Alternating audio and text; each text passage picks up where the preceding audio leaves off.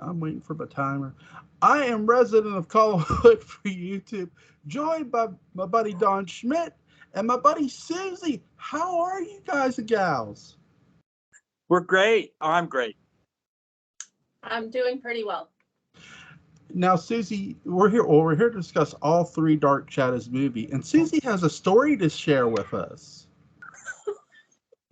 Well, so Dawn and I hadn't watched the Johnny Depp movie. I tried twice to watch it, the Tim Burton movie. Turned it off after a few minutes, and so we decided that we were going to watch it together. So we went out, or I had my husband go out and get the DVD from the library because the one time I want to watch it, it wasn't streaming anywhere. So he went out and got it, and we watched it at the same time, Dawn and I. And it was brutal. By the end of it, I thought I was going to have to check myself into Windcliff Sanitarium, put it to you that way. Exactly. If it wasn't for wine and a conversation with Dawn, it was pretty brutal. We both felt the same way about it. We thought it was absolutely horrible. I won't ask why Don's bottle looks very empty. No, it's full. It's full. It's still. This is just a. This is a resident of Collinwood prop for the podcast to show how one can get through the Tim Burton version of Dark Shadows, because we both were at about the middle of the movie. I think we both started drinking, and then we got on the phone, and I'll let Susie talk more about it. But we basically bitched it out for about an hour on the phone. Yeah, I needed that moral support, and yeah, I mean, seriously, I don't drink during the week. You guys know I love my wine and my DS on the weekends, and I'm so glad we decided to do it on a Saturday night because right. Man. It was rough. Give me 1 second, guys. I'll be right back. Sure. Of course. Yeah, but that was so fun. It was fun. It was really a lot of. I'm glad we because we were like basically prepping each other all week, and I was sending Susie memes and or gifts and yeah. Well, I'll help you out here tonight. We'll get that movie out the way first. See, we'll do House of Dark Shadows and Night of Dark Shadows right after. We won't do these movies in order. Usually I do. Yeah. But to help you guys, because I'm a caring person, we'll do Tim Burton's, because there are a lot of interesting things about Tim Burton's and Depp's Dark Shadows movie. My number one is this movie obviously is made in 2012. Here's a movie that's, though it's made in 2012, is set at the tail end of the series, which I found really odd. What did you guys think about that? At the tail end of the series. Oh, yeah. Yeah, it's set in the 70s. Right. Oh, I see what you mean. Yeah. I mean, I don't know. What did you think about that, Dawn? I'm gonna start off by saying were some very interesting elements of this movie, and I thought picking the year after the show went off the air, which is 1972, and that whole first 10 or 15 minutes, I thought that was kind of interesting because we were kind of picking up where kind of in a way it left off.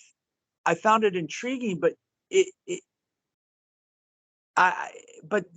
didn't go in the right direction. I found that interesting. I was kind of getting into the mood of 1972 and all. I thought was kind of cool. And I said, okay, Tim Burton's trying to do his own thing here.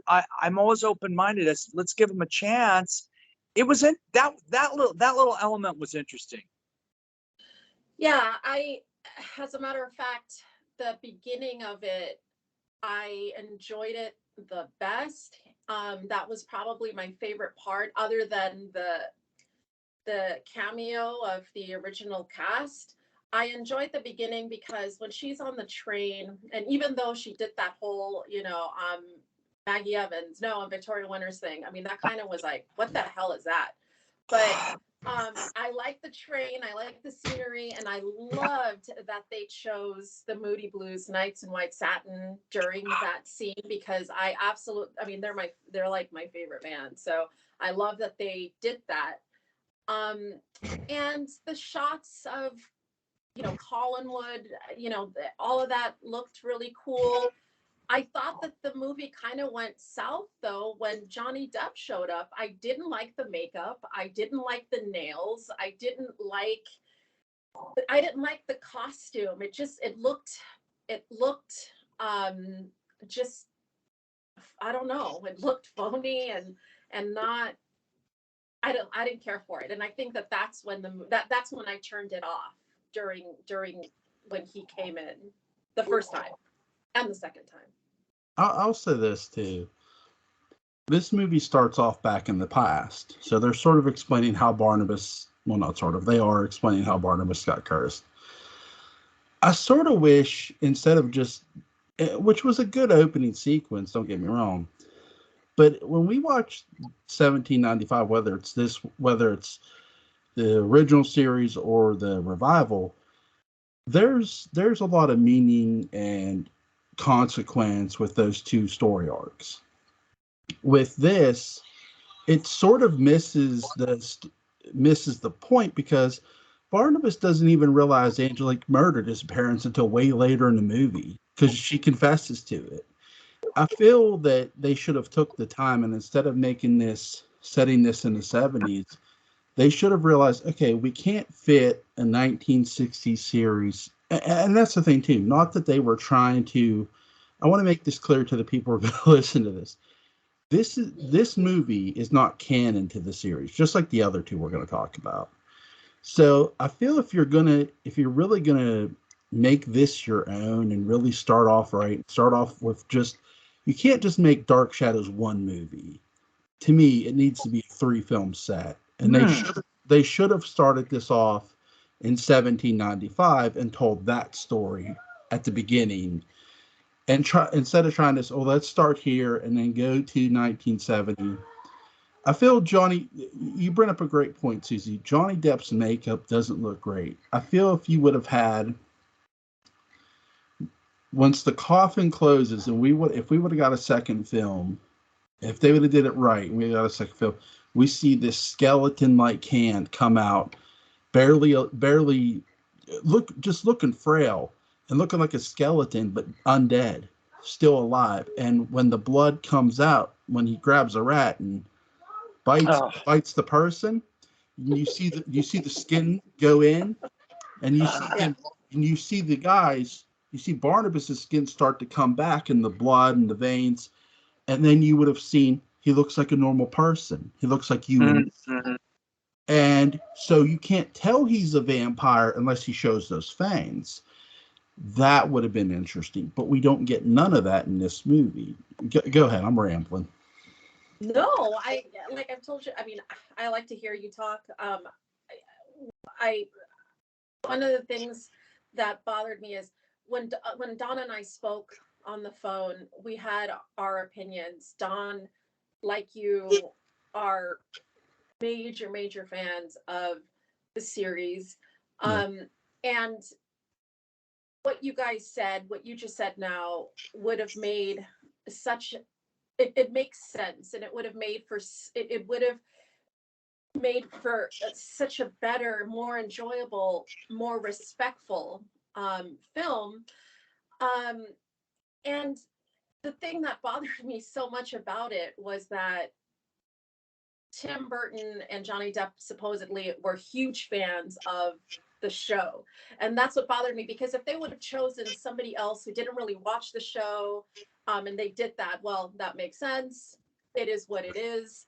But because they were apparently big fans, it was like, what the heck? I mean, you guys could have written a better film, the two of you, and it would have just, in my opinion, it would have been better than what they did.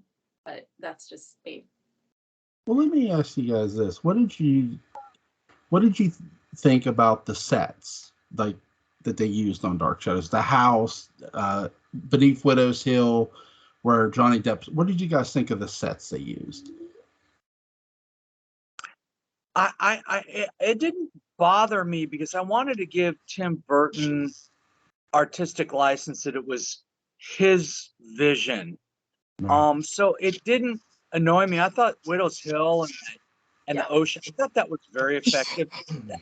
And it's not Seaview Terrace, but okay, we got, and I think it was a little too. The outside didn't bother me.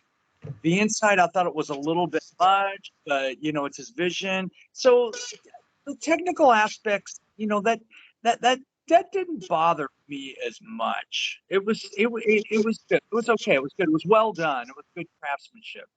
No. What did you think, Susie? I thought the same thing. I liked the house. I liked the dining room. I liked the area, where they brought up, the hidden rooms in the house. And I especially liked the Widow's Hill, the ocean scenes. Those were really cool. So yeah, I did like that. It sort of reminds me. It's weird. This sort of reminds me of a video game I was playing today, and I've played it before, which is Batman Arkham Knight. Gotham City looks beautiful. Looks like a noir movie. Mm. The character designs look like they were just thrown together. And that's sort of Dark Shadows, the 2012 movie. Like the sets look beautiful, but Barnabas, he looked. It's like, why do you look pasty and pale? Why do you look like my toothpaste, dude? Like no. Uh, like, And Joel, I just gotta say this. I don't understand it. Johnny Depp, well, then he was such a handsome guy. I yeah, mean, and he has the talent. If they would have just left him naturally, that he has that hair, charmed the socks off the women. I mean, Tim Burton was keeping him from being that. He had those great elements to be a great Barnabas Collins, and Tim's vision just got in the way. I think a lot of the issues is too. We got to remember, and here's where I give Johnny Depp a bit of a pass. You got to remember at this time, for those listening, in 2012, Johnny Depp was the busiest dude on the planet at that time. I mean, he was in, for if he wasn't in production for a Pirates of the Caribbean movie, it was Right. something else. Yeah. And that's the thing. I'm not trying to give him an excuse, but that excuse is there to give. It's not Yeah. something I'm making up. But it's really, I do think at the end of the day, this movie comes off as rushed when you have a guy who's so busy, literally he's going out of post production in one, he's going in pre production for another. Like literally, when you read his IMDb page, he was going out of post and into pre production for another. It's like Jesus Christ, slow down. And I feel that's part of 2012 Dark Shadows too. It's like it felt like it was rushed. And do I sort of blame Johnny Depp? I sort of blame his scheduling because that's how he was. Now it's like, hey, if he finds a job, he's lucky. But it's like, I agree with you. He was more than capable of playing this character. I agree with you, Don, 1000%. He should have been able to play with this character with his eyes shut. Yes. And if I think again, if they would have had not just a better writer, but if they'd have had, somebody who actually wanted to direct it correctly, no offense to Tim Burton, um, then they should have found that somebody, but they didn't. Tim Burton and Johnny Depp, unfortunately, did not do a great job. I will give credit where credit's due to Michelle Pfeiffer, who did a hell of a job. What do you I guys? like Jewel. I really liked her. She had kind of the essence of Liz Stoddard, Yeah. that strength of the family. Like she was the matriarch, and I really appreciated that element. I liked her. I liked her too. Um, I did like the gal that played Victoria Winters as well. I thought she was okay. I mean, a little young looking. The same thing for Carolyn. Kind of young, but I did like her. I really did not care at all for the um, Julia Hoffman. I thought that was so awful. I'm like, no, what are they doing to this classy, intelligent, lovely woman? Like, oh, that really bugged me. You know what, Susie? I was thinking about this week. It was really misogynistic. I mean, here you have this great role of a woman doctor, totally independent and smart, and could do anything a man can do, and they totally dumbed it down. And I thinking about it, I thought it was misogynistic. It was such an insult to Grayson Hall and Dan Curtis and the writers of the original show.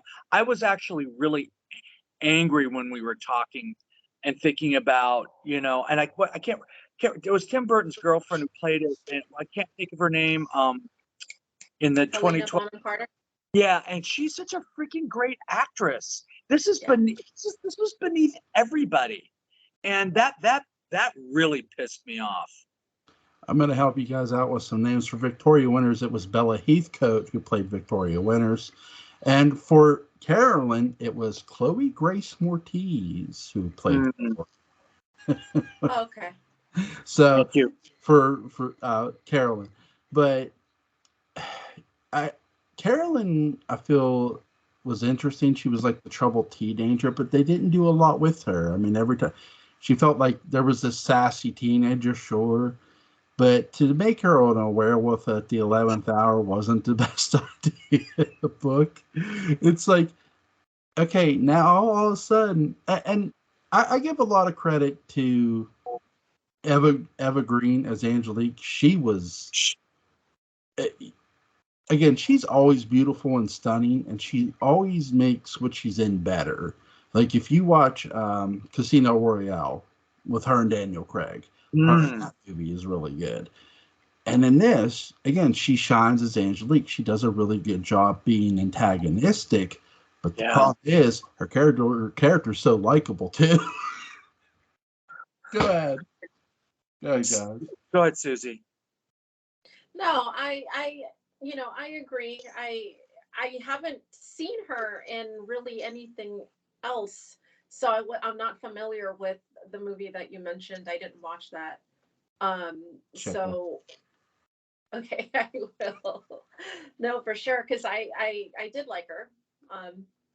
Don. I thought the possibilities of the story of her kind of taking slow, like it was a slow drip over the generations of her taking over Collinsport, Angel Bay, Angelique. I thought that was really interesting. They didn't do it right. They could have done so much with it, but she was like literally the bitch on wheels, which was it was interesting. It was an interesting little twist, but they again, some of that execution wasn't good, but Joe, I agree. I liked her. I think I hadn't really seen her before, but I'm kind of a fossil. So I'm not really familiar with her work, but I thought she was really a strong actress. She's been in some other movies. I've seen her in 3 movies so far, and the 3 movies I've seen her in, I like her in all 3 of them. I like her character at least. Mm-hmm. She can act. And she gets put in like this. She gets put in something that's not great, not the best written material, but yet she stands out. So I think here's the biggest thing too. Evergreen and Michelle Pfeiffer do steal this movie for me, and I think it's not hard to do considering what they do with Barnabas. Johnny Depp's character yelling, and I mean Jonathan Frid would growl, but he wouldn't just like yell at the top, like. And for her to just say, "Oh, so like get over it," it's everything. It's like at the moment they are going to get serious, they turn it right back around and like bitch smack you, like. Yeah, go ahead. No, Susie, go ahead. Oh no, I was just agreeing, absolutely, and that's one of the main problems that I had with the movie if they would have just kind of kept it, you know, a little bit more serious. But then again, you know, they want to. I guess it's not really fair for me, you know, or maybe for us to kind of criticize it in the way that we are, because we are kind of big fans of the show, and they you know, they're not putting the movie out there for us fans. You know, they want to make money, they want to make it appeal to people that have never heard of Dark Shadows. I mean, even my coworkers, when I brought up, you know, Dark Shadows, they're like, "Oh, isn't that Johnny Depp movie?" And it's like, "Oh my God," you know. So they know, they've seen it, but they have no idea that it's based, you know, off of a soap opera from the 60s. They don't know. So I mean, I understand maybe that's why they had to put in that comedy and a little bit of the you know, Julia Hoffman, you know, going down on Barnabas, you know, to kind of make it like, I, I, I guess I understand why they had to do that, but you know, That's the thing, we didn't care for it. right? And I don't like what, I'm sorry, Joel. I just want to say, Yeah. and I hated what they did to Roger. You know, they could have made that really kind of a connecting, really kind of cool character, and how they wrote that. Yeah, I just, it was awful. I'm sorry. Go ahead. Yeah, I'll bring up Roger here in a second, but Oh, I'll say this. okay. I want to point to something Susie said. You're right. There's been stores I go to that I wear my Dark Shadows t-shirts. And they're like, "What is that?" And somebody said, "What is that?" I said, "It's Dark Shadows." And I was about to say it's from the original show. And they said, "Oh, isn't that a movie with Johnny Depp?" I said, "Well, there is a movie called Dark Shadows with Johnny Depp in it, but this is from the original series." I had clearly a Jonathan Frid, Barnabas Collins t-shirt on, not Johnny Depp. And when I say Barnabas Collins, what most people gravitate to now is younger generations is Johnny Depp. So Susie's right on that. To what Don was saying, I agree with too. Do you guys feel like they were trying to make Roger Collins's character more than one character? Like they were trying to stuff a bunch of characters into one guy. Do you guys think they were trying to do that or no? Maybe you know, when I first saw him, I was like, oh wow, because he kind of dressed like Roger, acted like Roger, kind of had that, you know, voice that, you know, um, so but then it kind of went out the window. So maybe they didn't really know what to do with the character. I don't know. What do you think, Don? Well, it just, it got to a point where it got illogical. Like, so we have John, you know, Barnabas and Liz. They know about all this treasure. They're restarting the cannery. They have all this money. Why on God's green earth did they have Roger going picking pockets in the coat room during the party? There was just no sense to that. I wanted to see Roger evolve and get some cojones and be part of the Collins family. And I think you might be onto something, Jewel, that they were trying to do too many. I hadn't thought of that, but that makes perfect sense to me. That they were trying to do too much with that character. Yeah, when I watched all three movies in one day. And listen, Oh my gosh. my kids are sitting there, but can we watch something else, Dad? God bless my kids. But here's the thing too. Tell I torture my children now. But it's weird because when I watch Roger Collins, when I watch the character in the 2012 movie, I notice a lot of things. Number one, you're right. There is sort of a touch of the original there by look, but it feels like they're trying to put Quentin's character into him where he's trying to where he's trying to be a womanizer. And it's like, it makes no sense that he's doing any of this. It's like there's no plot concept for the character. There's almost no reason for him to even be there with what they're giving him. And it's funny. There was the guy who they originally wanted for this role was from the the Underworld series, the guy that played the werewolf, not the younger one, the older one. I can't think of his name at the time, but they end up casting Johnny Lee Miller. And what's crazy is Johnny Lee Miller is a really good actor, but to give him this was just like, dude, why did you take? If he read that script and still took this role, it's like he was just looking for a payday. it's it's so poorly written because they give the character a redemption chance here, which I found okay. Here's to Don's point. They had him to Don and Susie's point. They had a moment where okay, Johnny Depp's character saying, "Okay, I'll give you." He's giving off, and then he's got a suitcase and he just leaves. It's like, dude, you could have did this at any time with this character because there was just no sense for him to be there other than he's David's dad, and it's just like, what was the sense in this character? At least with the Julia Hoffman character, and that's the thing too. It felt like when you look at Roger, when you look at Julia, every character had their own motive. But with Julia, at least she had her own deeper, darker motive. With Roger, it's like, dude, what's your motive? Like, why are you here? And it's unfortunate to say that about a character who, when you think about Lewis Edmonds, it's like, by God, it doesn't even compare.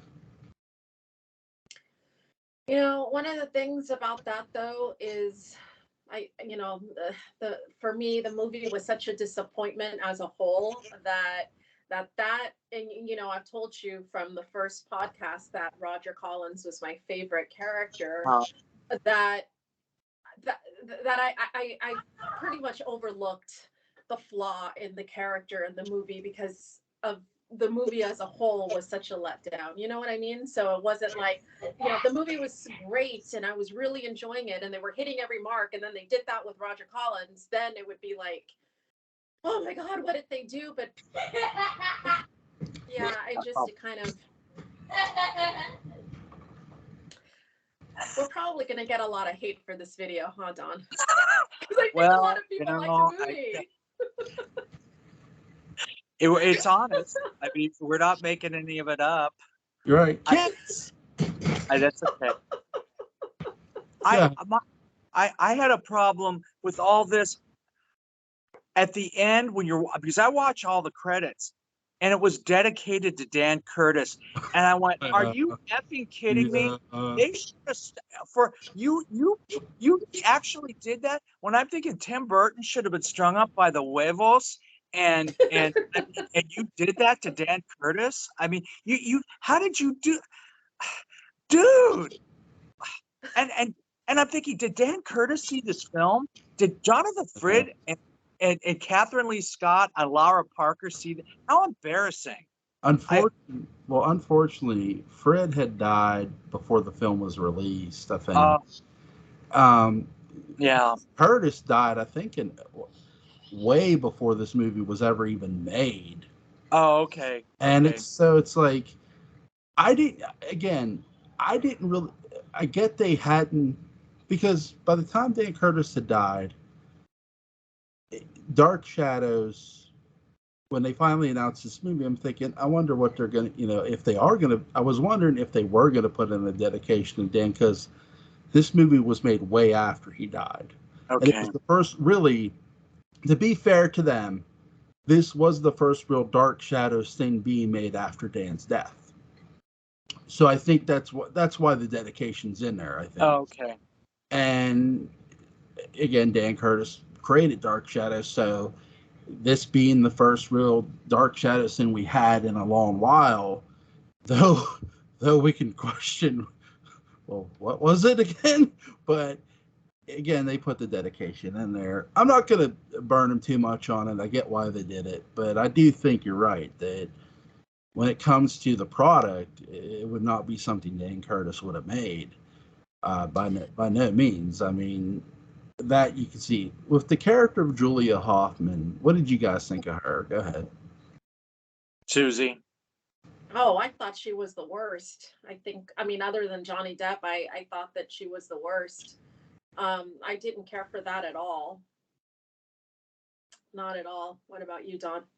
Well, it was like a bad parallel. I mean, even Hoffman in parallel 1970 Parallel Time was better than this rendition, which I just thought was sexist. I thought it was so sexist, and it just really bothered me. And I mean, maybe they wrote it to be funny, but I found it. There's a term that's not used very much anymore. I found it vulgar. Yeah. Me too.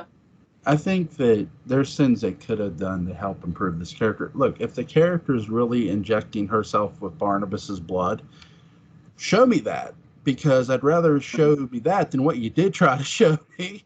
Um, Right.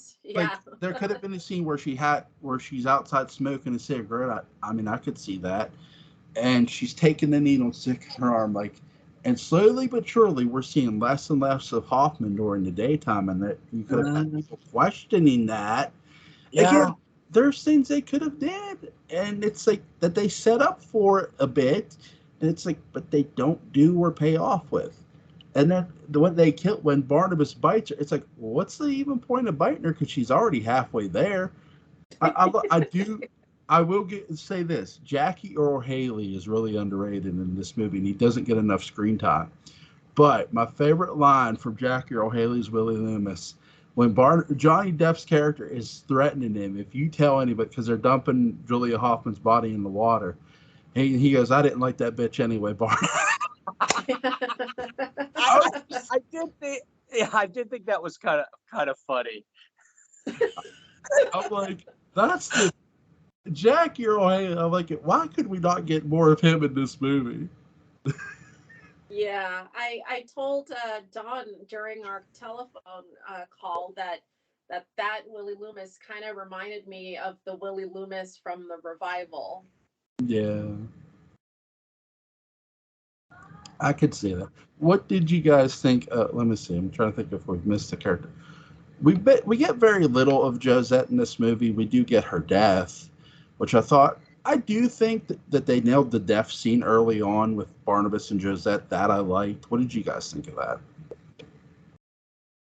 Yeah, I thought that they did well there. I liked the ghost coming to the ghost came no more in Victoria Winter, right? So I thought Yeah, that was good. What about you, Don? I think I was okay. I I was okay with their vision of Cosette and Widow's Hill. Um, that worked for me. I had a little problem. I Because I'm a little bit of a purist about them coming over in the 1760s. That's not when they came over. They came over in the pre 1690, and the way his parents said, but the Joseph part on Widow's Hill, I didn't have a problem with. I thought that was fine. Yeah, I'll say this: that again, they could have done this movie as one thing, 1795, and we could have had proper character building. Do we get a bit of again? There's moments in this movie it looks like they're trying to set up something serious and then they just don't. And I do think that's a problem for the movie. I will say this because this movie does deserve this credit before we move on to House of Dark Shadows.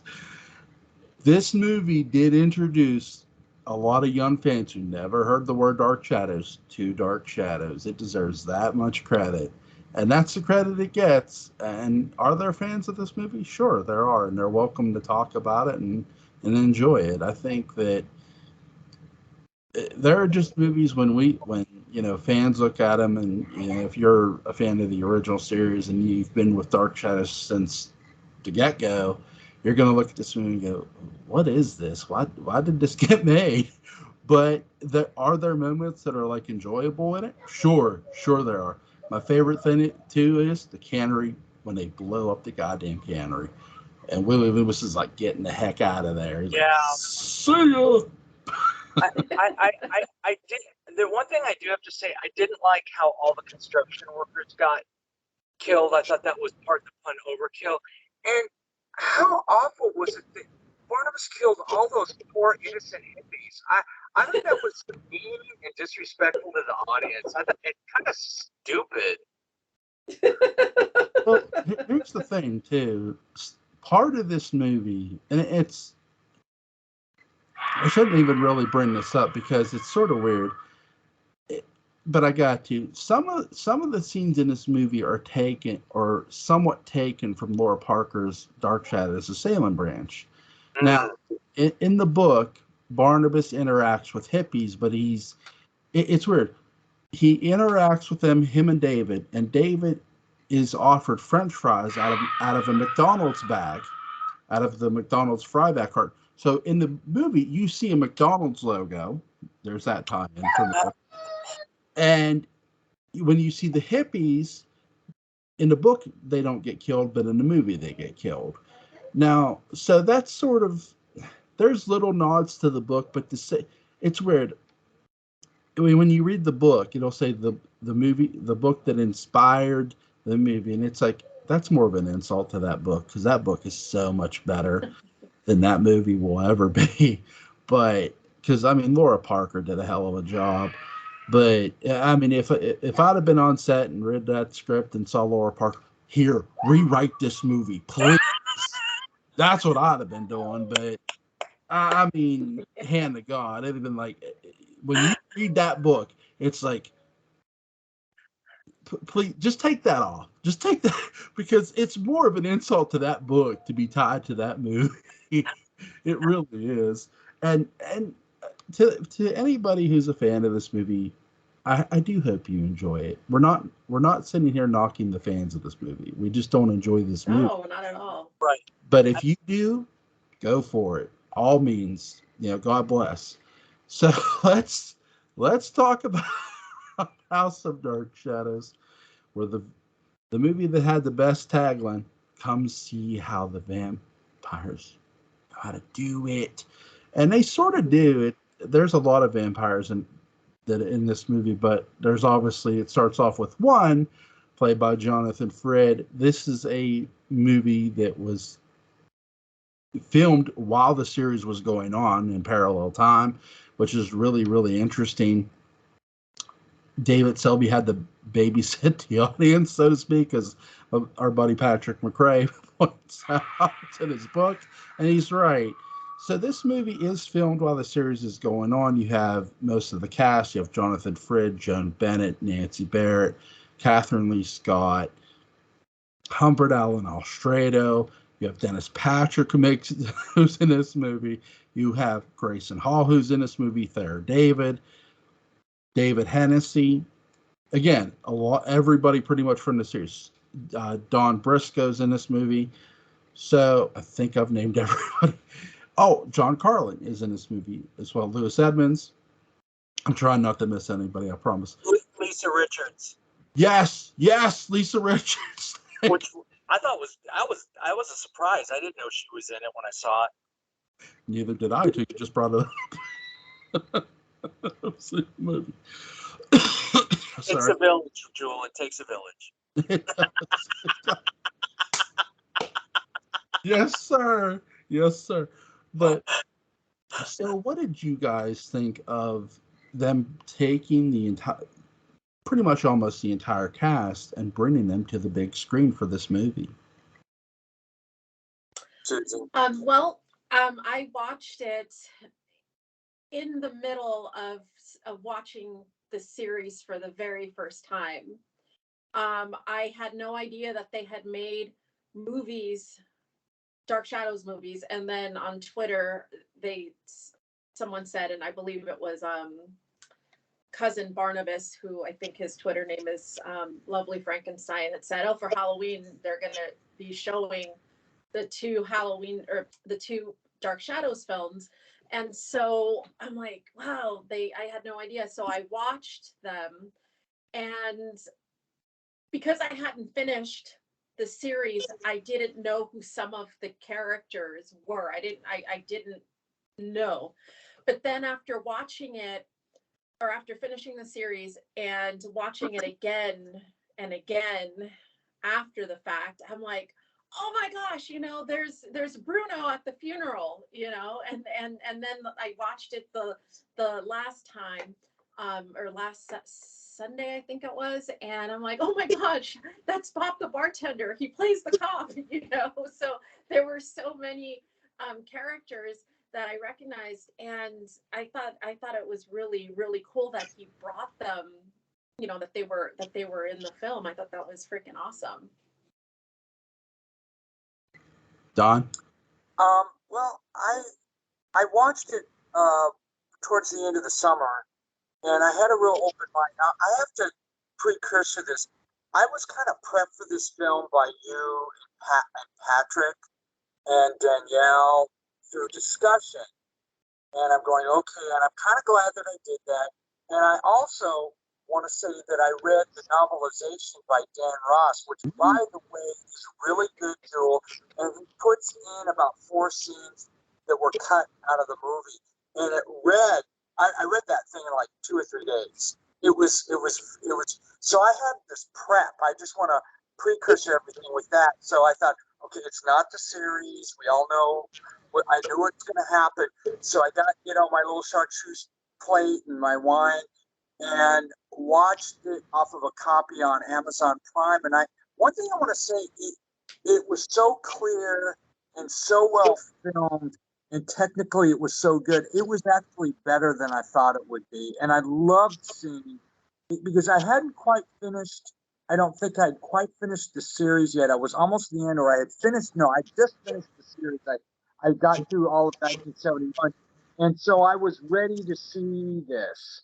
And I thought it was very well filmed. I thought it was very well acted. We know it's not the series, and I kind of agree. We're going to say broad strokes here. Generally speaking, I agree with you. Well, Patrick saying that this could have been something else in a series of films, but it was still well done for what it was, in my humble opinion. But it was kind of a bloodbath. However, compared to now, wasn't so bad. But in 1970, for kids going through that, it was pretty bloody. Yeah. It's pretty much, it's a Hammer movie without being a Hammer movie in many ways. Yes. It's the best movie Hammer didn't make. But I love the opening. You actually get the theme from the show, which was really well done. You see the house as they have the opening. I love it. It's really, and I love the fact instead of getting a set, we're getting on location. We're getting the Lyndhurst estate. And I thought, what did you guys think of the Lyndhurst estate as Collinwood for this movie? Well, I'll have to admit, the first time I watched it, I'm like, what is that? That's not Collinwood. But now, I mean, it's beautiful. I liked when he comes in for the first time and he walks in, and the drawing room where the piano is. I thought that was really, really nice. Yeah, I liked the house. Yeah, Don. I agree. I know that there's some people out there that didn't like the Lyndhurst estate. I thought it worked. I mean, obviously they couldn't use Seaview Terrace because it's a private home, and I think at that time Salve Regina University used part of it. They were leasing part of it for dorms. They just couldn't do it. So I think that this was logical, and in fact, the old house used to be part off back and forth a part of the Lyndhurst estate. Now, it had just burned down the year before, so I kind of felt that there was really a connection there, and I thought it filmed well, and I thought it worked. I thought that they utilized that, and you'll probably want to talk about this later, where the abandoned indoor pool was. I mean, Dan Curtis really knew how to pick, filming locations. Yeah, it's funny because they're gonna use that pool for Night of Dark Shadows in a different way. But you're right, we'll get into the abandoned pool here in a moment. But what did you? They bring back John Carlin, obviously, to play Willie Loomis. Now, what's really interesting here is if you ever watch Dark Shadows on Tubi, in the description box it says Handyman Willie Loomis. I'm thinking somebody at Tubi must have watched House of Dark Shadows because Willie Loomis was not a handyman in the series until later. He was a thief. But I get why they put it. He does become a handyman. So what did you think of, they sort of changed, they do change some of the characters, including John Carlin's Willie Loomis. He is a handyman in this movie. He's one of the groundskeepers, so to speak. But he basically gets fired or quits his job, however you want to look at it. What did you guys think of John Carlin's Willie Loomis in this movie? Well, I I thought that at the beginning, how he was talking to Maggie Evans was very reminiscent of the original Willie Loomis in the Mhm. series. He was aggressive and scary, and I thought, and very, very creepy. And and then Roger comes in and tells him to basically back off and go get away from her. And so I thought that I mean that reminded me of the original Willie Loomis. And then um, after that, I I thought that he did a he was the same as he was in the series, frightened and then taking Yeah. care of calling Carolyn, sweetheart, you have to go, and Carolyn saying, Uh-huh. he's changed, something's different about him. He looks frightened. So that was from the TV show as well. Yeah. Don? I agree. I think he was basically the same character. I mean, he even had and it's really hard for me to watch the scenes when Barnabas is beating him with the cane. I mean, he even had to get Yeah. beat up, and it was really violent. It's hard for me to watch those scenes. And he was trying to help Carolyn, and you got to go back to the house, and after she's been bitten, and he's just trying to do everything right for the right reasons. And I feel sorry for him. It was a very he didn't ask for that. I think he was less of a creep in the movie because he was that character was really a creep. I mean, Carolyn almost shot his ass. Yeah. This character was, I mean, like it was attempted rape, almost rape. I mean, it was really. I'm glad Carolyn had that gun. She wasn't going to fool around, and he wasn't quite that bad. I think it was a little more simple, but poor Oh Willie. yeah. Yeah. It was just like a little glimpse of Yes. of how he was before he got bitten. Yeah. I think the biggest difference is too with the series we had two different actors playing him. You had James Hall. Remember Carolyn? It's James Hall that's Right. with Loomis that Carolyn's pointing the gun at in the series, and James Hall is sort of given this creepy, like you said, vibe that he wants to either sleep with her or take advantage of her. And she's like, "I'll blow your head off." She's gonna go. Basically, no, not basically. Nancy Barrett's character is the female Paul Kersey at that time. Like, she's gonna pull the trigger. She's gonna pull the trigger. She's gonna go death wish on him. But she doesn't pull the trigger. So Paul Kersey would have. But so with it's really interesting that you do with him. You get this sense of he is a bit aggressive toward her, but he's like I found it, and she's like you found it, and Roger wants Willie to go look for his son. He goes look for your own kid, and he's like pack your stuff up and leave. Well, I'll take my stuff and I'll take my check and much more. And yeah, he's gonna take something. All right. he he finds the crypt, obviously, of Barnabas Collins. He thinks there's money in there, just like he did in the series. And he opens it up, and there's a hand that comes up. I love the way this is shot because, again, we're not opening just a mausoleum. We're not just seeing a set. it looks more even tighter in this. It looks more crisp in the movie, and it's going Oh to yeah. because it's a movie. What did you guys think of of that shot? If you excuse me, go ahead. Okay, Susie, go ahead. No, I mean, just like what Jewel said, it was so cool to see it. Um, I thought that the colors, everything was brighter. It just Yes. yeah, it was really cool. Yeah, the colors really stood out, and everything looked so sharp and crisp. It looked like this had just been filmed. I know, Yeah. yeah. I mean, it was really cool. Yeah, the print that they had on Amazon, the video. I mean, I saw it on our big screen TV, and I went, man, this was really well shot. And I love the whole, yeah, that whole feeling in that scene. Like you were saying, Jewel, it's like the Hammer film that never got done. But the production values, I mean, MGM did not skimp on this film.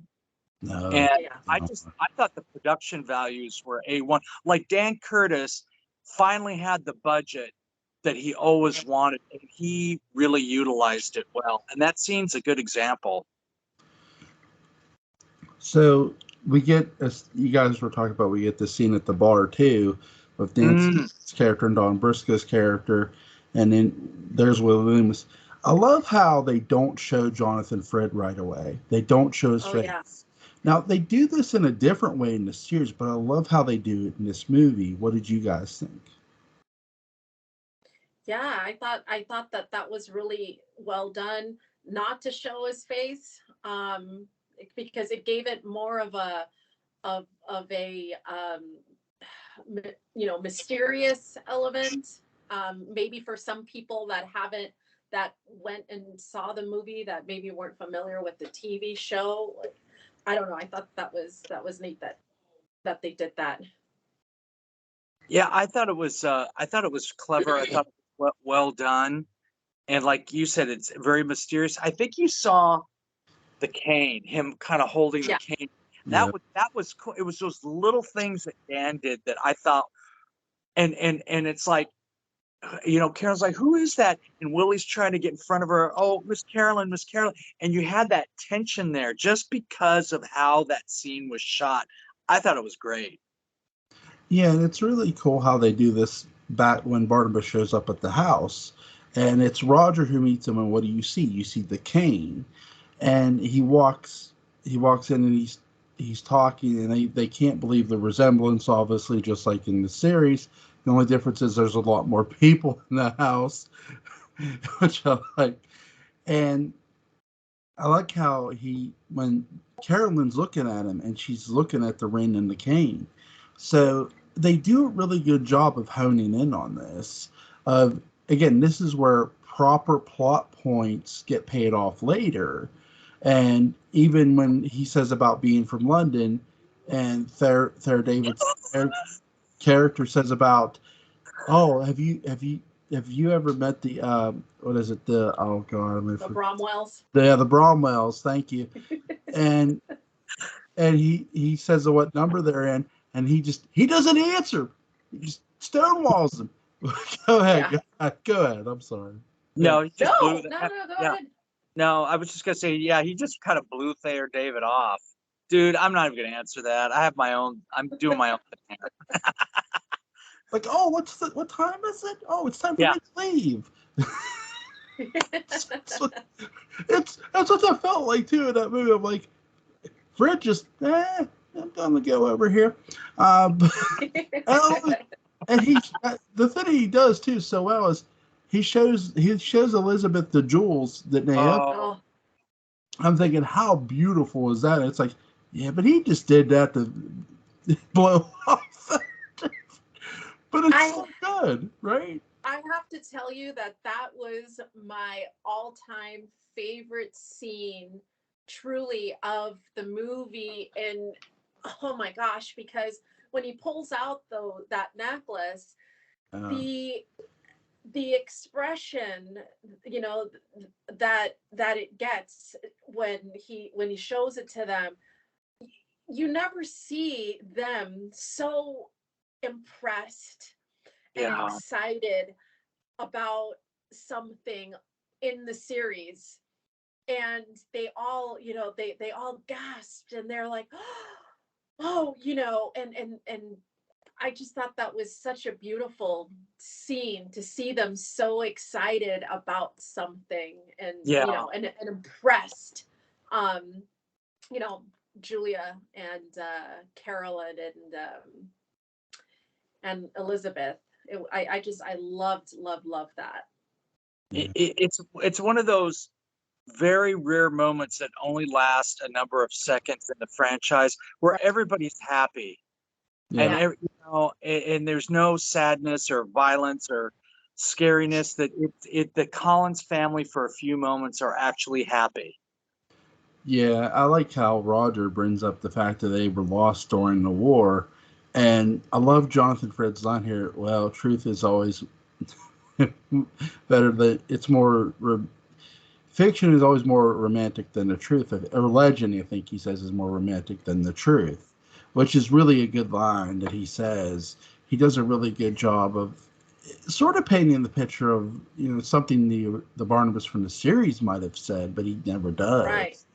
But okay, we did skip over one little thing, and that was the girl who comes out the house and gets choked out by Barnabas. Oh, yeah. That was Lisa Richards. Yeah, that was Lisa Richards. Yeah. See, that's why she gets taken care of so quickly. That's why we barely remember. But what did you guys think? Like, I love how they set this up. It's very creepy.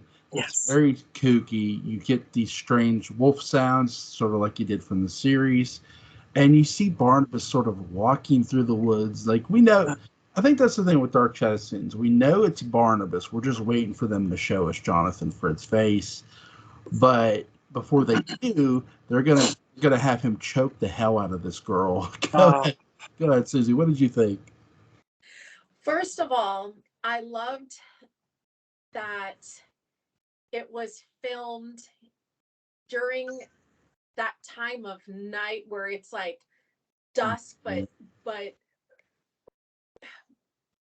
like going more towards night where it's barely visible. Because when you watch horror films, it's it's at night and you can't see anything. The only thing that's out maybe is flashlights or street lights. But that time of night where it's the sun's like really really gone down, but there's still some light, it just gives it that real kind of scary feel to it. So I really liked that. I thought that made it really scary. And yeah, so that was the first thing that stood out for me when I rewatched it. It's like, oh, that's really cool that they did it, that it wasn't pitch black out. So I thought that was kind of original. I think that just walking down that road, that driveway, and utilizing the surroundings of the trees, and it's like, Joe, I have to admit this. There were some in the TV show, in that movie. I'm kind of like this because it's coming, and it's like, oh, poor Lisa Richards, and it's like, just get in the car and drive. Just get in the car and drive. She gets in the car, and then he gets her in the car, and that was freaking scary. That was like, I didn't expect. I knew it was kind of coming because I think I read it in the book, but I still was surprised. It was very effective. I'm sorry, man, that was scary shit. Walking along the woods, the leaves rustling, it's still effective. It is. I think they do a good job building the tension to it too. Yes. And I love how afterwards, where Roger Davis' character is driving up the road and he sees her, Daphne. It's like, why are you screaming at that woman? She can hear you. She just passed out. Poor Roger Davis is about to be the protagonist of this movie, and you know what that means. Everyone else is in big trouble.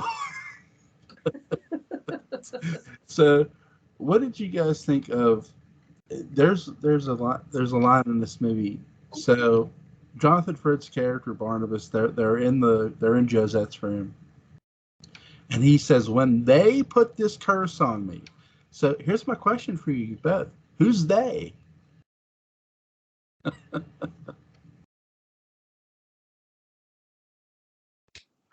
don't. What do you think, Don?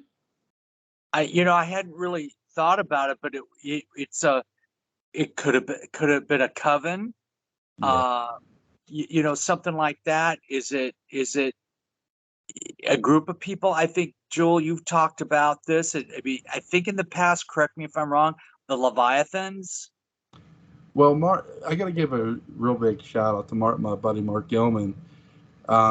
We were talking about the three movies before, and he had said about the cult of Judah Zachary. Oh, right. Were the ones who he feels the cult of Judah Zachary did, and I had said that because it's weird. What's really weird in this movie is it's not mentioned that Josette was to marry another man or anything like that. It's not mentioned that she was mentioned that she was meant to marry Jeremiah. No, it just they do say about her and Barnabas were meant to be married, and she died. She jumped to her death. I think Josette's aunt may have did this. I think Josette was marrying Barnabas maybe against her parents' permission or her family's permission. We don't know. Again, horror movies are great when you're left asking questions, and this is just one of those questions that it doesn't have a wrong answer because we just don't know. Dang, I didn't. I watched the movie a few times, and I never thought about it. Yeah. So that's very interesting. Yeah. It's funny when I watched this with my wife for the first time, she heard the word they. She's like, "Don't they mean Angelique?" I said, "Is Angelique they? Is Angelique more than one person? I know she could be more than one person." So she's like, and then she told me to shut the hell up. But she's right. I do think that we don't know who they are. I mean, were they going to somehow say it was Angelique? Who knows? I love. Now, could they have introduced the Leviathan in this? Sure. In some way, shape, or form, maybe they could have. But I do agree. I love Mark's suggestion that maybe it was the cult of Judah Zachary. We don't know. We don't know. It's such a great little tease to the fans because they're teasing something else other than Angelique. Whether they meant to or not, who the hell knows? I'm sure they did. But it's a great tease. And this is, by the way, this is the scene where Carolyn gets bit. Yeah. What did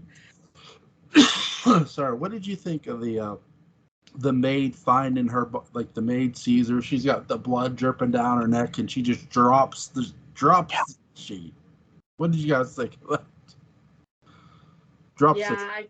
I mean, the first time I saw it, I thought it was pretty gory, but I thought it was still really cool because I am a fan of vampires and vampire movies. But yeah, I thought it was good, gory. I thought it was very effective. The way it was where she's walking, you just see the tray drop, and then it has that shot of Nancy Barrett, poor Nancy Barrett. And I thought it was effective. I thought it was well done. Definitely influenced by Hammer films.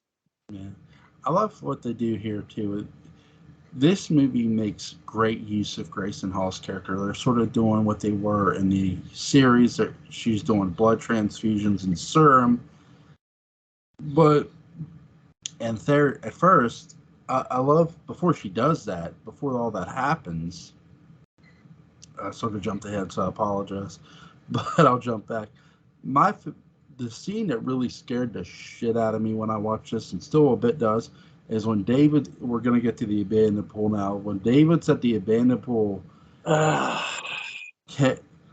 and he's echoing, "Carolyn, is that?" It's so creepy. Yeah. David Hennessy does a great job. And then when he falls, hits his head, it's dark, and he sees Carolyn and he runs. Yeah. it is like it's fucking terrifying. It's like I just sit there. I get like goosebumps talking about it now. I get goosebumps when I watch it. I was like, why you got goosebumps? Are you scared? I'm like, no. Yes, I am. What did you guys think of that scene? Well, the first time I watched it, I thought it was really creepy, scary, like you said.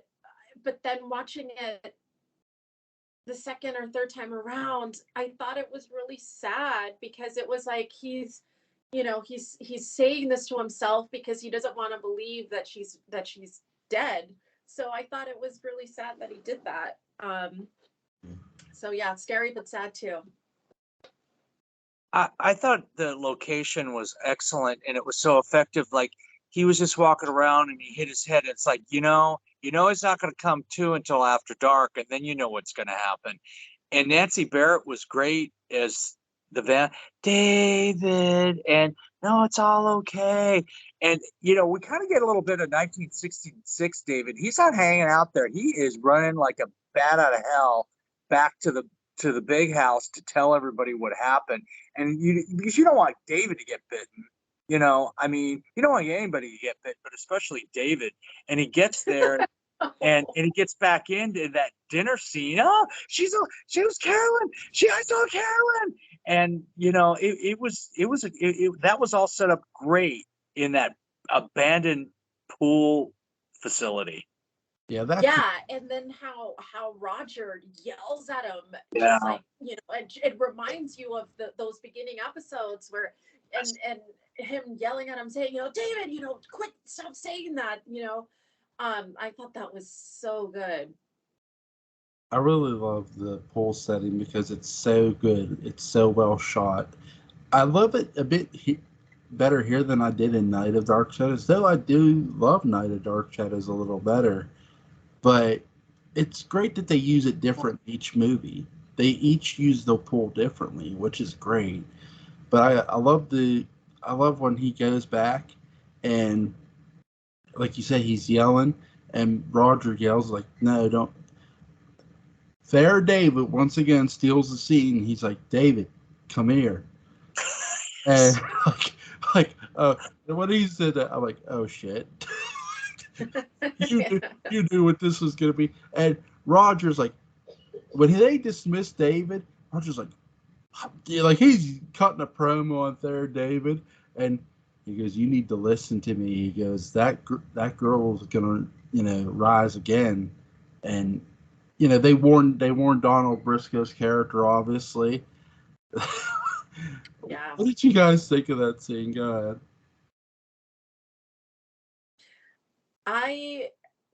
The scene at the dinner table. Yeah, there, David. Yeah, I thought that was great, and Elizabeth just being so, just obviously very upset, and yeah. What about you? Well, I think Jules discussed this before with Patrick. This is where Thayer David, I wish, would have been the Van Helsing character. Yeah. And there, I thought that's what they were kind of setting it up for. And Thayer David does what Professor Stokes is doing, what Professor Stokes does. Yeah. And I thought it was great. I mean, and then, well, I'm not going to go ahead of myself, but I just think it was a great scene around the dining room table.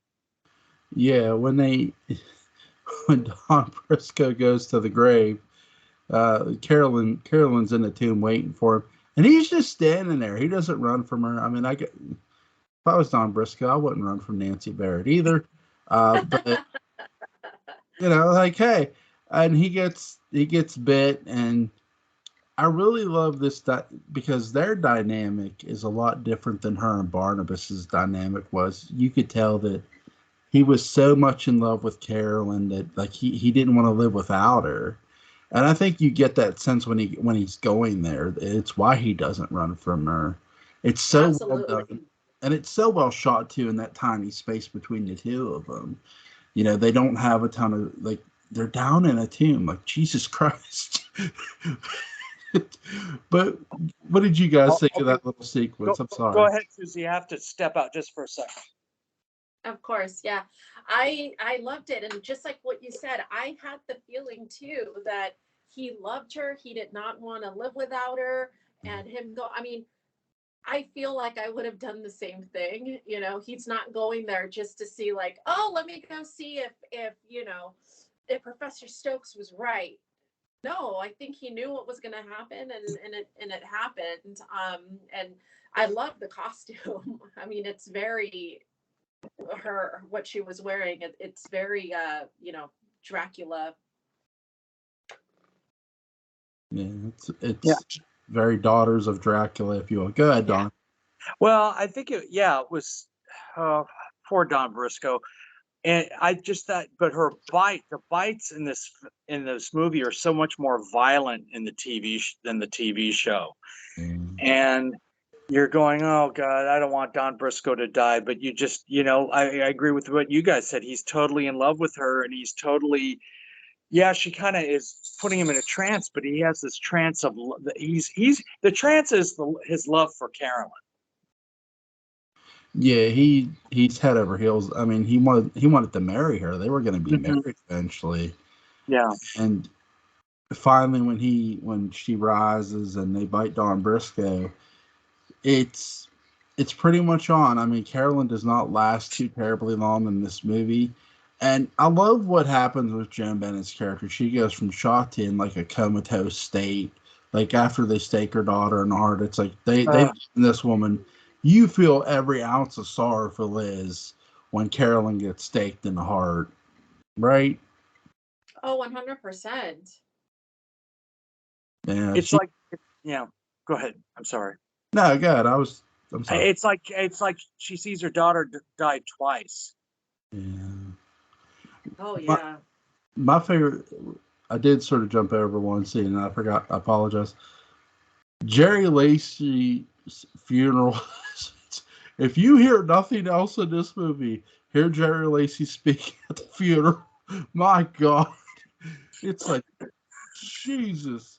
Like if you will never hear a better eulogy, somebody read a better eulogy or preach a sermon during a funeral better than Jerry Lacey's Trask in this movie.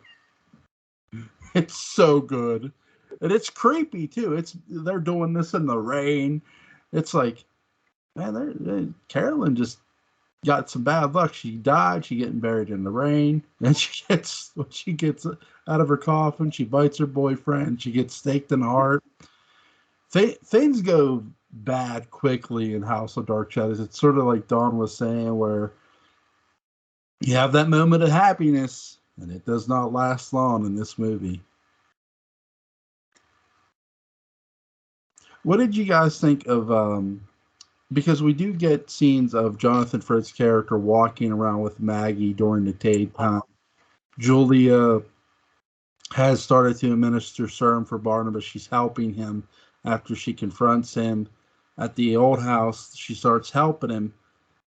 I love how this, to me, is where they should have set up Roger Davis's character a little better if he's going to be the protagonist. This is my one issue with this movie. Okay, here's this guy who's not only taking your girlfriend out during the day, he's basically moving in on your girlfriend, dude. There needed to be a scene where Roger Davis is in Jonathan Fritz's face, like as his character, like, what are you doing? Like, that's my girl, dude. Yeah.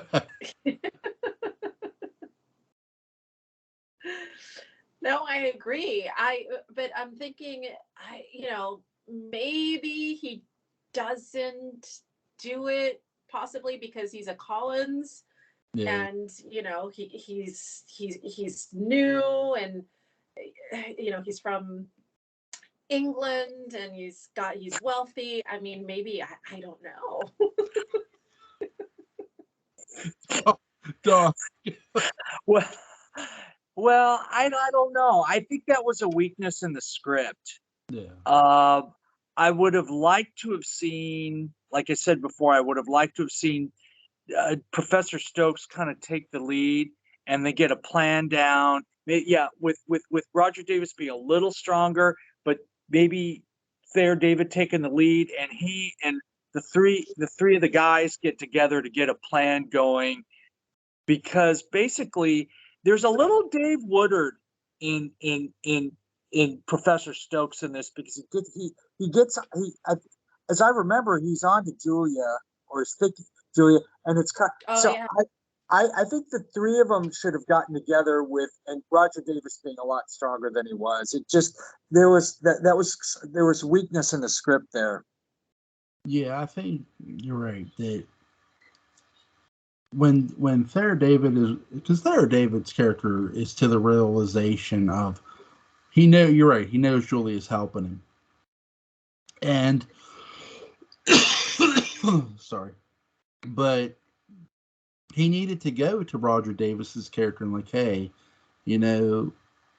there should have been a scene where Thayer David sees the portrait of Josette, or sees a picture of her in the Collins Family History book and looks like Kathleen Lee Scott, looks like Maggie Evans, and he goes to Roger Davis's character, Jeff Clark. He goes, hey Jeff, Maggie looks a hell of a lot like Josette, who was going to be married to the original Barnabas. And Barnabas is making, like, there needed to be that. You're right, but that's sort of what's crazy. They don't have Roger Davis confront Barnabas about him moving in on his girlfriend. I know when anybody even looks at my wife, I'm like, but that's the thing. It's like, why aren't, like, dude, that guy's making moves on your woman, dude. You gotta go. You don't have to body slam him. Just go or talk to him. But refresh my memory, because now I'm thinking, in the series, when Barnabas was kind of moving in a little bit on Victoria Winters, Burke Dublin didn't get in his face either, or did he? Not really, right? He does, in a sense. He does. They're sort of. Okay. When Barnabas and him are at the Blue Whale, he says about a duel, and he leaves. Burke may not necessarily get in his face, but Burke, this is where Anthony George doesn't get enough credit. He picks up the phone and he checks his backstory about that Uncle Nigel thing, and he's gonna Don knows what I'm talking. He's gonna blackmail Barnabas. But here's where Barnabas uses Victoria Winters to get him to back off. And here's where I'll say where the difference is. If that would have been Mitchell Ryan, I don't think he backs off even with Victoria Winters telling him. I think they wrote, when Anthony George took over, I agree with what Patrick said, they wrote because of how his voice, how he sounded. Yeah. Again, I don't think Anthony George is trying to play the character any different than what Mitchell Ryan played it, but he ends up playing it a little softer than what Mitchell Ryan did. Okay. So he does. No, you're right. He doesn't necessarily get in his face, but he's sort of playing. They're sort of playing checkers and chess with each other, if you will. They're sort of strategically moving in around each other, and I think that's more the story depth of the series.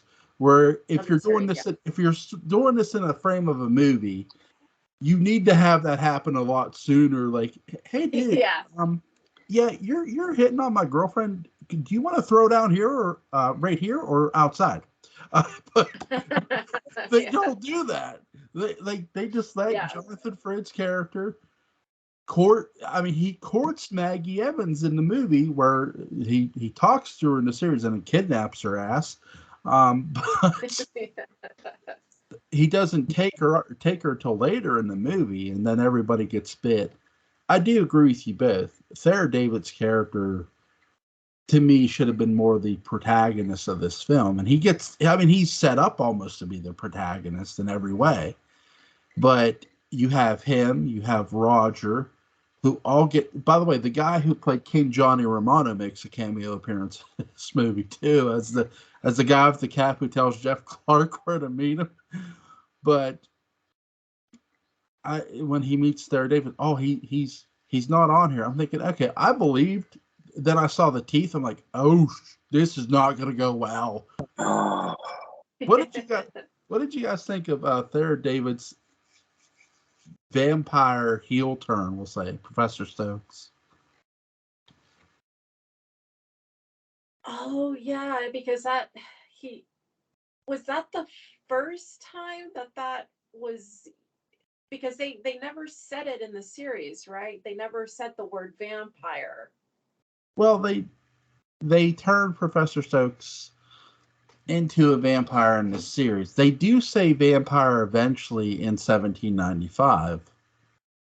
It's sort of weird in the series. Vampire is sort of treated like a naughty word, like a curse word or something. But it's not. But again, they don't say it until 1795. They do say it there. In the movie, I do believe they say it, but they also turn Tara David's Professor Stokes into a vampire. They turn Roger Collins into a vampire. We know Nancy Barrett's character got turned into a vampire. She's 86. She got steak and heart. She's out of here. But Tara David's Professor Stokes gets turned into a vampire, and he tricks Jeff Clark into coming where he's at, and he lies to him, and then he turns on him and tries to bite him. I love how they're wrestling around on the ground. What did you guys think of it? I think it was shocking since Professor Stokes is my personal favorite character in all of Dark Shadows. I was kind of like disappointed. He made kind of a good vampire, and it was a great. Oh my God! Professor Stokes is a vampire. What's gonna happen? And they're rolling around, and they're on an island, so it's not like Jeff Clark can like run away. He's gonna have to deal with it right then and there. It was shocking, but it was also sad, and it was part of the, just the what were the slaughter in this movie of characters. So, I agree. The bloodbath. yeah. Yep, I agree. What did you guys think of? Now he doesn't. Here's the thing. Roger Davis or Lewis Edmonds' character Roger Collins gets staked in the heart. He doesn't.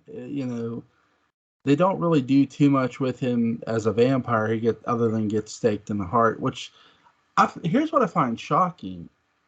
He still has his reflection. I don't think he was fully turned. Right. Oh, yeah, you're right about that. And I don't think it's a goof up in the movie either. I think he's not fully turned yet because he's still passed out. Like he's out cold.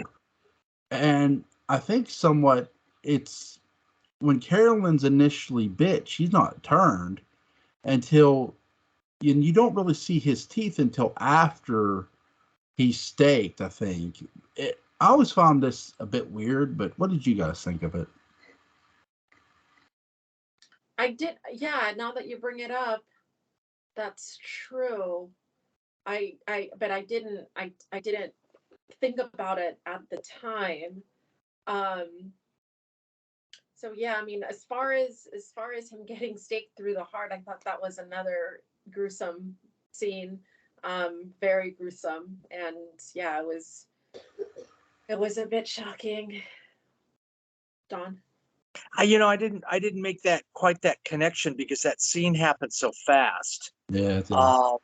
And I was just like, okay, there's Louis Edmonds, and then oh my God, he's a vampire. He's gonna have to do something. Same thing with Professor Stokes. There's no place to run, and he's trying to save Maggie, so he's gonna have to stake him right there somehow. But when I see it the next time, I'll look for that. But that's a great observation on your part. I hadn't noticed that before, but I'll look for it next time. Yeah, it's really quick. In the mirror, you see Lewis Edmonds' reflection. So I think he's not fully turned yet, but by the time Jeff Clark gets to him, he does eventually turn. You see the teeth, he gets staked.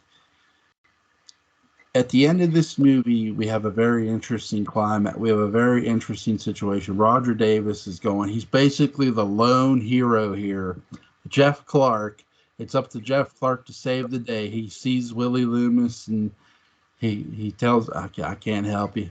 Yeah. He tells Carolyn, I can't help you.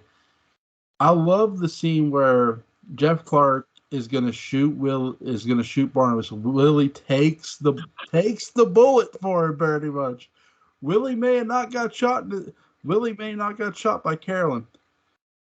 So here's my fun question for you guys. In the series, Willie Loomis gets shot up by the Collinsport Police Department, who has a high efficiency rating for hitting their targets. And then he gets shot in the movie. He gets shot by Jeff Clark, who hits him dead on. So who's more accurate, the Collinsport Police or Jeff Clark? All right. Well, I guess I'm gonna give it to Jeff Clark. Oh my God. Don.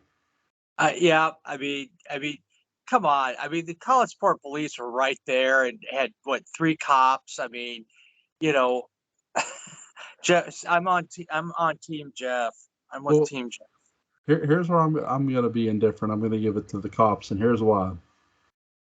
Not only did they shoot Willie Loomis, they did not hit the glass once. Okay, that's talent.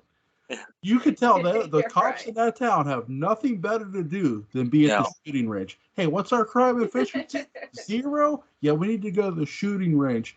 They probably have pictures of Willie Loomis on the range. Fire, boys! Yeah, I do love this. What did you guys think of this scene? I love how they shoot this, where Jeff Clark's holding the bow and he takes aim, and Willie and John Carlin just gets in front of it. What did you guys think of this scene? I thought it was very dramatic, exciting. I thought, I mean, I thought that it was a real good, what's the word? It was a really good kind of like final kind of showdown. Yeah. I thought the choice of location was interesting because you had Jeff Clark, so we were looking down at Willie and Barnabas and Maggie, and just how that how that scene was set up and how it was shot. I thought it was interesting. Yeah, it was really unique because when he's on that landing, I'm thinking he's just going to come down the steps and be on the top of the stairs at the bottom and then be in front of him. No, he takes the shot way up above him, and it's really, again, the way this is shot is really unique because I wasn't expecting him to shoot him from that far away. I was every time I go back and watch this movie, I'm always expecting Roger Davis's Jeff Clark to be on the bottom landing of the final set of stairs, but no, he's not. And that's where Willie Loomis just boom gets it. And I love Jonathan Frid just summoning Jeff Clark's character. Yeah, like his voice echoing, and he comes down. And the best line in this movie: "Every wedding needs a witness." Oh yeah. Son of a bitch! Yeah. Great line. What did you guys think of the closing scenes? Yeah, I thought they were cool. I like the bat at the end. Yeah. Yeah, that it was very dark. It very well shot, and of course the bat I think probably was going to set up for the sequel with Jonathan Frid that never was, because Jonathan didn't like what they did with the character. That's when he told Dan Curtis, "I love you like a brother, but we're not going there again. I'm not doing it." Yeah, there's not, they don't sequel it with Jonathan Frid. But the movie we're about to talk about is my favorite Dark Shadows movie, Night of Dark Shadows, the psychological Dark Shadows. Yes. You have David Selby, Laura Parker, John Carlin, Nancy Barrett, and Kate Jackson. I love how they open this movie where they're driving up to the estate, because we didn't get that in the first movie. Even though this is following a movie where they just use the same location, I love how they shoot it very differently. What Yes. do you guys think of the opening of this? I thought, oh, this is exciting. You know, seeing them driving up Yeah. and, you know, having it be in the daylight, you know, like a, I don't know, like a new start to their new life or whatever. And I love the music playing in the background. It really sucked me in right away. Yeah, I think them using Joanne. I think it was Joanna's theme from 1840. Yeah. That was really good. It's a shot totally different from the first one. I think Danielle from Terror at Collinwood kind of nails it, which is it's really moody and should be watched on a rainy November afternoon. I mean, I was thinking about that as I was watching it because it's a totally different film. The mood, Yeah. the music, you know, the beginning is. I actually watched the beginning. I rewound it, watched it about 3 or 4 times. Yeah, in many ways, this is a ghost story. Yes. I think that's when, if somebody were to ask me, well, describe the first two movies. Well, the first movie is a vampire movie. Mhm. The second movie is a ghost story. And I love how Nancy Barrett is not playing a Collins in this movie. Like, for once, it's like she's not playing a Collins in this movie. Now, she played not a Collins, of course, when she played Reverend Trask's daughter, Reverend Gregory Trask's daughter. But it's nice to see her not play a Collins and play when she's married to Willie Hollinshead Loomis. This movie was a writer. And so they're sort of somewhat taken from the 1970 parallel time a bit. And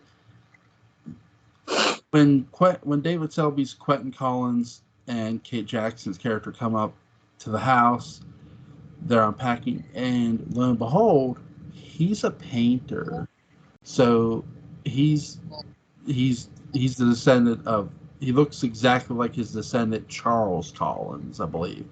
And Charles was a painter, but Charles had a deep dark secret. He had an affair with Laura Parker's Angelique. Uh, what did you guys think of them? They're sort of throwing a lot of things at this movie. They're somewhat taking the Charles Delaware Tate in a weird way, in a different twist, though. I don't think it's exactly Charles Delaware Tate's character. I do think it's a tad different because I don't think Charles Collins's paintings come to life. At least Right. they don't explain that in the movie. Go ahead. I'm sorry. Go ahead, Don. Yeah, I think they used that element. It didn't come to life, but they're still very integral to the story. They're using the painting and that studio and, being a tower and that space up there. They use that element just like they used Grayson Hall's characters, kind of like the new Hoffman. Uh, he's drawing from that storyline, just like in parallel time, 1970, Nancy Barrett and John Carlin were married. Now this is these characters are totally different from those characters, but that was another element that they used. So yeah, the painting, they're drawing elements from Charles Delaware Tate, but they're using the paintings in a different way. Yep. But still in a ghost way, kind of in a scary way. Yeah. Go ahead, Susie. No, it's just, I haven't watched those episodes in a long time. So, yeah, now that, you're bringing it up, I'm remembering as you're talking about those episodes. So, yeah, I agree. that's the thing too. It feels like the painting, especially Angelique's painting. It's like it's watching you. It's like Yes. I think that's the one thing that the parallel time episode says when you see the painting of Angelique, it feels like it's staring at you. Well, it's intensified 20 times more in Night of Dark Shadows. It just feels like that painting is Ugh. right at you and burning right into your soul, and it is. But I love I, Laura Parker does not have many lines in this movie. I believe she has two, and that's it. But my God, her beauty and just what she does to seduce Charles Collins and seduce really Quentin Collins is amazing. I love how we have Grayson Hall in this movie. She's not playing Dr. Julie Hoffman. She's playing a different character. And I love the confrontation between her and David Selby's character. He's like, is she real? And it's like, Jesus. Like, I wasn't expecting him to just, like, grab her and, like is she real? Like, but it's a question that needs answered. And she tells him, it's like, dude, this is the time to leave your house. Yes. Just, Yeah. just, Just go. just go. Like, God. no tower studio is worth your wife, dude. None. You know, there's. He's up in that tower, and anytime he comes down, he's like trying to strangle Kate Jackson's character. She's in her sleep. He's like choking her. It's like, my God, he's gonna kill his wife. Yeah, I liked how, I mean, she didn't beat around the bush. I mean, he asked her and she just told him, Yep. like, you know, this is what it is. And, you know, yeah. Yeah, and she's loyal to Angelique. That's the thing. Like, she's loyal to the cause. It's like, God, even the maids out the, and it's weird. James Storm Oh God. in this movie, you talk about this movie has one of the best car chase and fight sequences you'll ever see Oh yeah. in film history, and it's really underrated. But like James Storm chasing Quentin down in the car, and they're going around the corner, and then they get out and they start fighting it out. And it has one of the best choreographed fight scenes you'll ever see. No wrestler or promoter can top that shit right there. Let me tell you. I love because it's how David Selby's character Quentin gets the scar is in the fight, and it's so good. Like James Storm, Christopher Penock is also in this movie. He makes an appearance. Laura Collins is not the Phoenix, but she's married to. It's weird. She's married to Quentin Collins in this movie, but you know, Quentin wants another blonde. He wants Laura Parker's Angelique. So Yeah.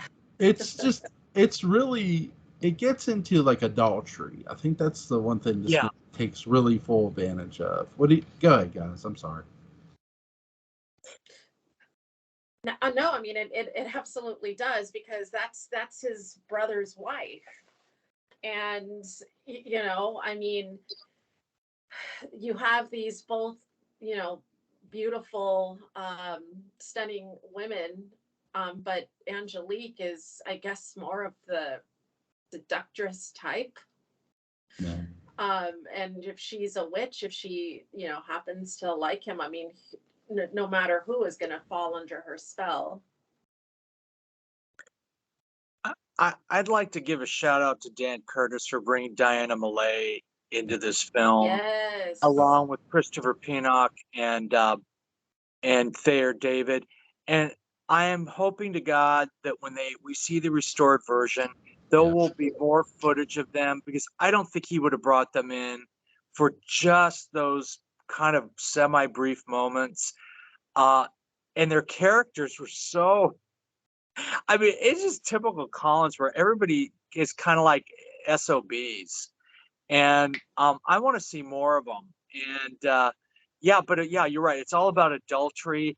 Dinah Malay. I mean, they were at it, and Chris. Yeah, geez, it was that was good. But the casting was very good. I really appreciated Dan bringing them into the film.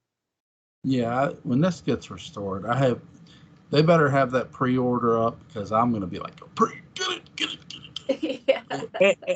And I want to say something about the edits, Jewel. When I saw it on Prime, the print is so good. You can see where he had to cut it. Even the sound gets kind of screwed up. Like you hear people talking as the scene gets cut. I went, oh man, they really. I mean, this is a typical casebook study in when these MGM suits don't know what they're doing, and they gave Dan 24 hours to do this. And I know it sounds insane, but you could almost feel those cuts were done in anger, and it's just a crime what happened to it. I really still like the film, but it's just a crime what they made Dan do to it, because it's very well written. Even though you're right, it gets cut, and originally, our buddy Patrick McRae, he was saying this was supposed to be on a double bill. So, and then, well, something else happened. And I think that's just such a crime when you hear that. But when they restored this movie to what it was supposed to be, it's just all the more reason to love this movie. For what it is now, though, it's still good. I mean, when John Carlin goes underneath there and the glass breaks, when the hanging scene with Angelique, it's like, my God, the psychology of the film, because that's what this film is relying on, pure psychology. It's not necessarily relying on the violence of Quentin, though that's there, but it's the psychology behind the violence.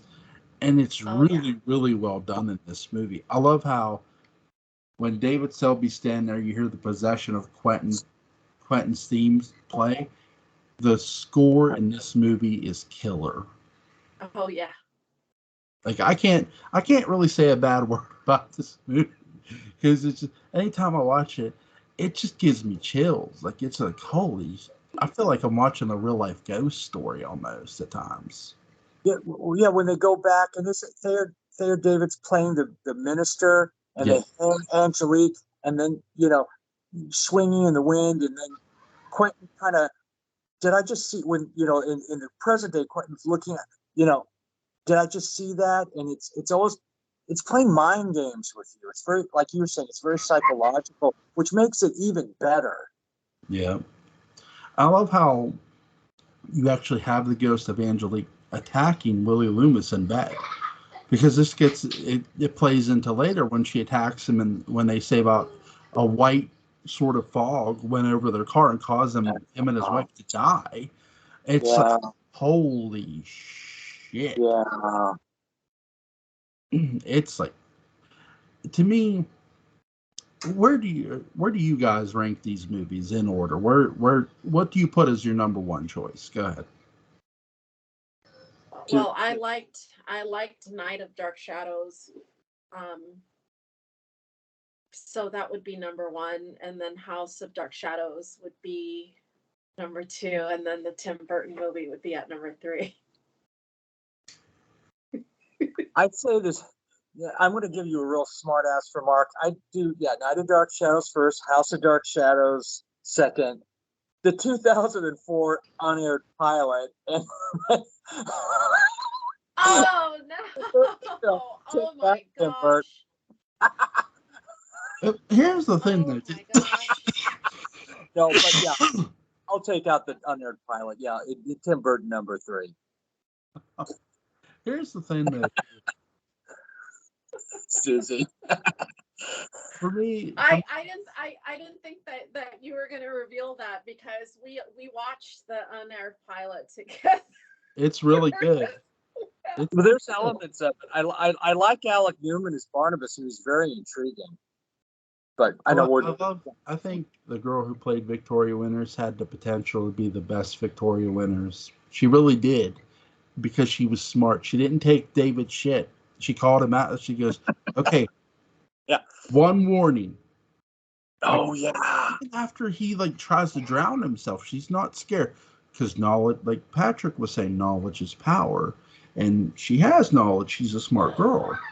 So they, again, the '04 unaired pilot, it had potential. I think when I rate these movies, I go Night of Dark Shadows, House of Dark Shadows, and Yes. even though we all put Tim Burton's movies last, take this in your solitude.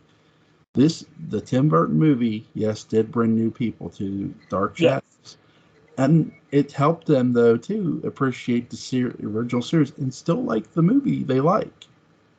And if you can walk away from that, great. Yeah. I will say that again. Did we all want more from Tim Burton's movie? Yes, we did. You know, I told Don this last week when we were on the phone that again I am gonna have to give it credit, and I didn't even think about this until we watched it. So as I told you during the first time that you had me on your show, that I watched Dark Shadows when it was on Sci-Fi. Yeah.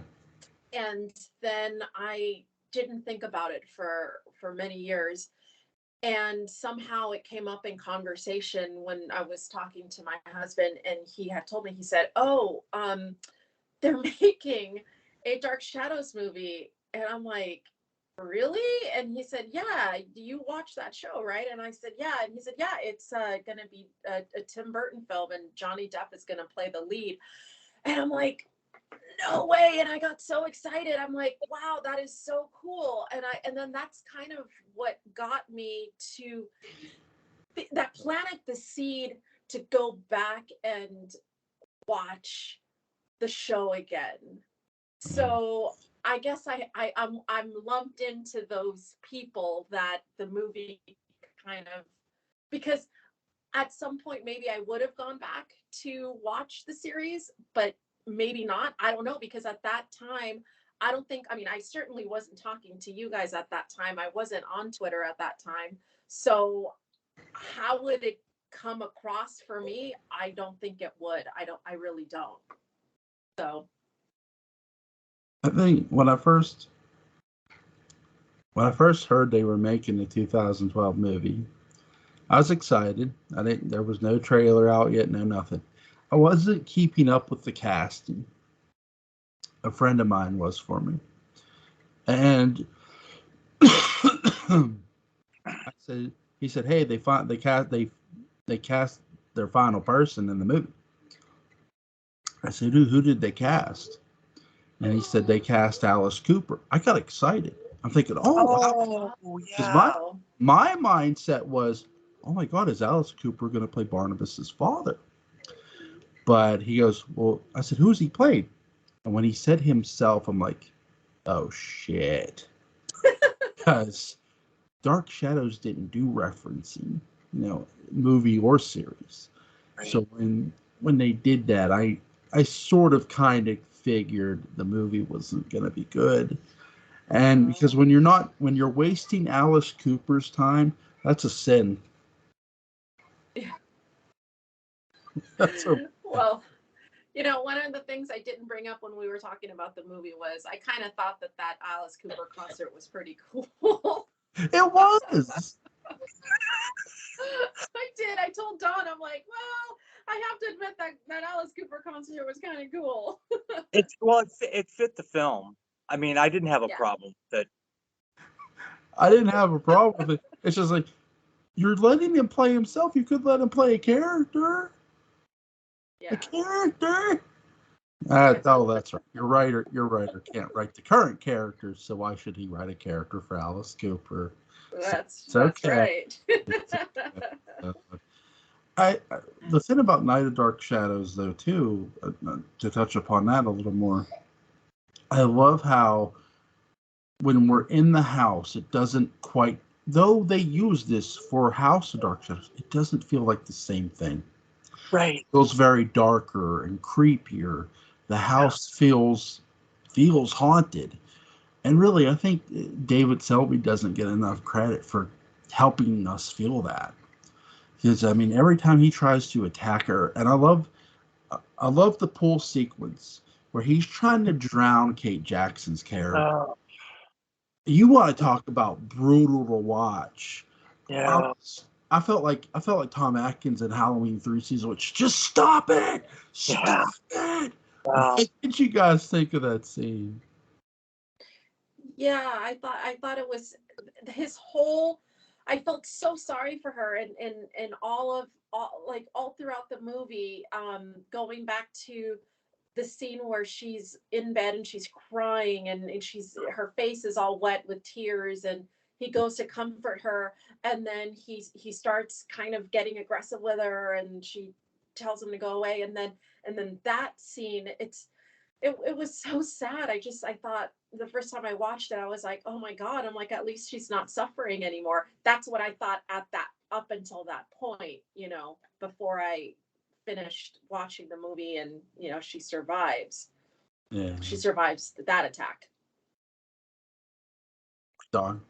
Yeah, it was brutal to watch. I mean, it was getting kind of violent, and uh, I'm just, like, again, you're pulling from 1970 parallel time to where, Maggie Evans was kind of like getting beat up psychologically by Quentin and the whole situation, and it was like the same thing, except that was way, way, way worse. It just was. It was.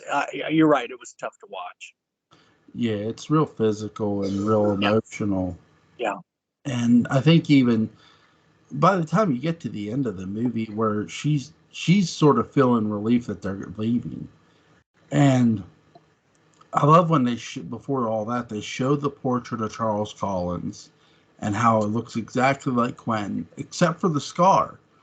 And when he says about Willie Loomis driving, when he goes around back to get his easel, pulls around back to the house, I'm thinking, oh God, no. Just don't Yeah, go back in that house. don't go back.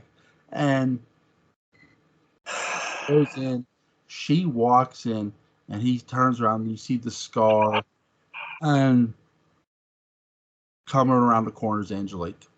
Yeah. It's just like, oh, God, she's dead.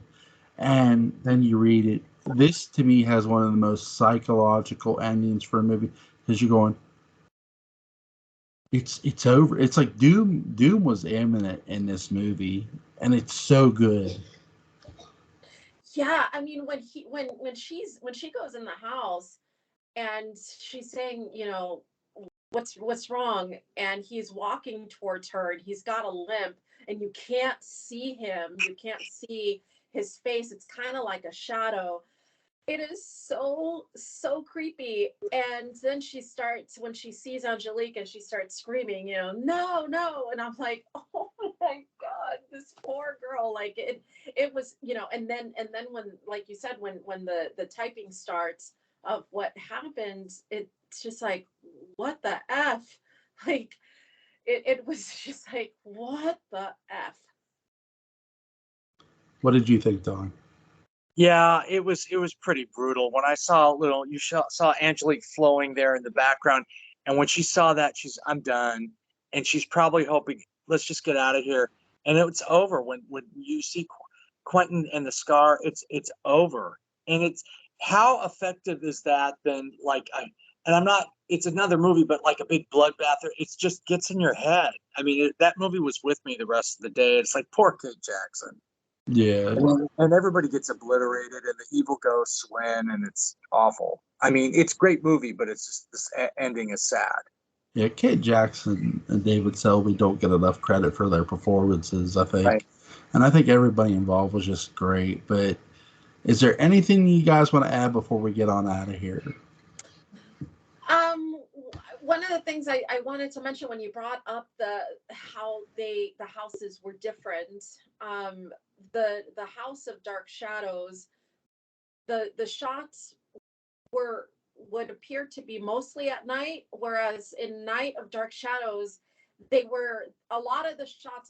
of the shots of them in the house were during the day. I mean, not in the evening, when they're having dinner, whatever, but you know, when she's sitting in the drawing room and, you know, with the paintings and Carlotta's bringing her the flowers, it's in the day. And when he's looking at the portraits, the portrait of Angelique, it's during the day. Their thing up in the they're all during the day. So I thought that was pretty cool. Yeah. Don? I don't really have anything to add. I think I've said it, everything. They're all three very totally different movies. They are. Yeah. Yeah. Don, Susie, you guys were great. Really, really great. Go check out Don Schmidt on Twitter at Donald Schmidt. Go check out Susie at, what is it, May? It's May Air. May Air on Twitter. Go follow them. They're huge Dark Shadows fans like myself. And they're just awesome people. So, guys, gals, have a great, great night. And thank you for stopping by. Thank you. Thanks, Joel. Thanks for having us. You're welcome. Bye-bye. Bye-bye.